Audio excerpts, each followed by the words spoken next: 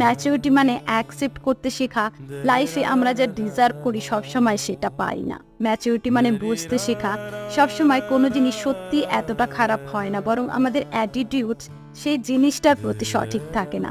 Maturity মানে কাউকে আমাদের চুজ করার জন্য ফোর্স না করা। কেউ আমাদের চুজ না করলে আমাদেরও পুরো রাইট থাকে তাদেরকেও চুজ না করার। কেউ আমাদের ইগনোর করলে বিন্দাস তাদের ইগনোর করা উচিত, কারণ ইগনোরিং এর চেয়ে বড় রিভেঞ্জ পৃথিবীতে আর কিছু হয় না।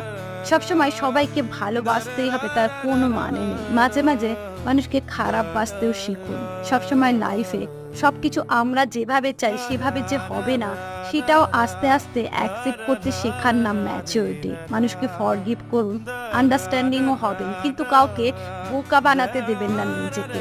মনে রাখবেন, বয়স বাড়া মানেই কিন্তু ম্যাচিওর হওয়া নয়। ম্যাচিউরিটির সাথে বয়সের কোনো কানেকশন নেই।